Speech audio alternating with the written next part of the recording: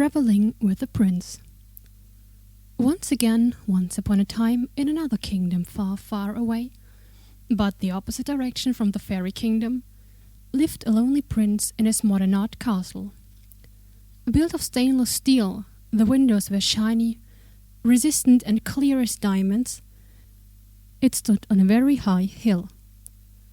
The prince, living there with all of his vintage cars, his 468-inch TV with its state-of-the-art sound system, piles of DVDs and computer games, and 400 stunning women in his bedroom, still felt rather lonely, though.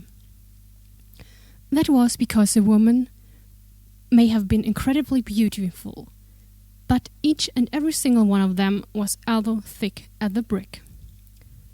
They wouldn't have been able to connect a few words into a simple conversation if their lives would depend on it. So one day the prince decided to leave his cozy life behind and travel through the kingdom, looking for his Mrs. Right. He traveled for a long time, fought icy cold, wet swamps and dry deserts. After 5 years of traveling, he recognized that this was not the right way to go about it. One evening, the night before he wanted to go back home to his castle with its warmth and its central heating, he ended up in a small pub in the mountains.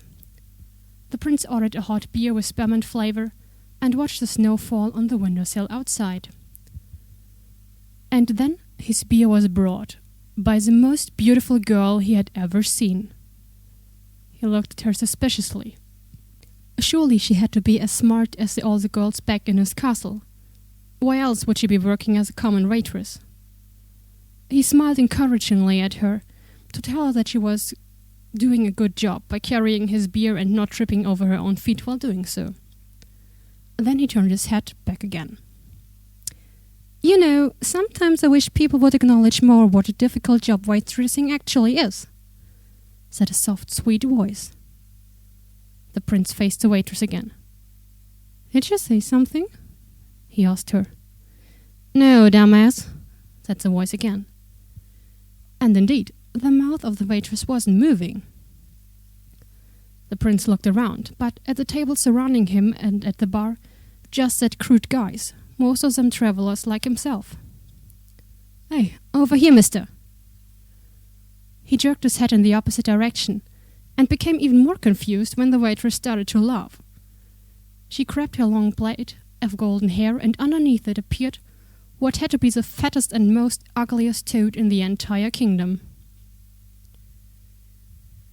"Finally!" The toad jumped from the waitress's shoulders on the table, right in front of the still befuddled prince. "You can close your mouth again, sweetheart. I am the only one around here who actually likes eating flies." After a huge gulp from his beer mug, the prince seemed to have found his voice again. The first thing that came to his mind was to jump off the chair and leave this pub as fast as possible. But then his curiosity outweighed the awkward situation, and he asked instead, "Who are you?" "What are you?" seemed a little too harsh, even for a talking toad. He wondered if the toad was smiling at him or if this was just her natural facial expression. Either way, the toad cleared his throat and told the prince her story. A couple of years ago, the toad, whose name was Rose back then, and her sister, the waitress, traveled the kingdom after they had lost both of their parents. The two beautiful sisters were getting along pretty well. Well, this might have been mostly due to the fact that Lily, the waitress, who was mute from birth, was never able to object to her sister. One day they were helping an old woman living in a cute little gingerbread house.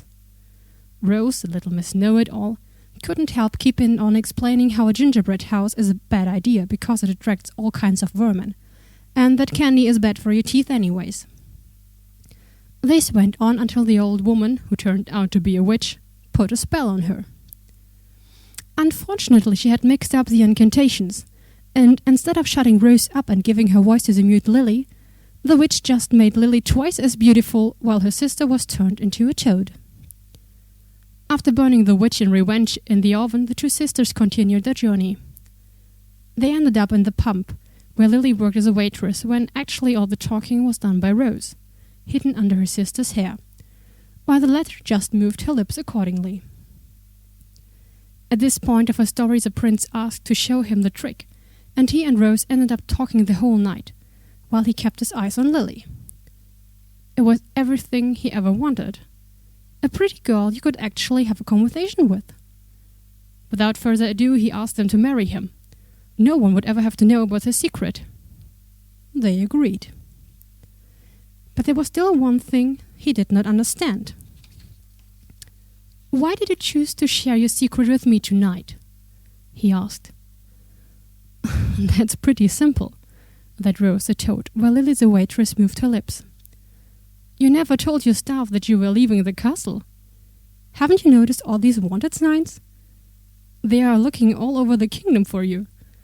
So I knew who you were and hopped on the chance like a toad in the pond," the prince finished. "Well, yes."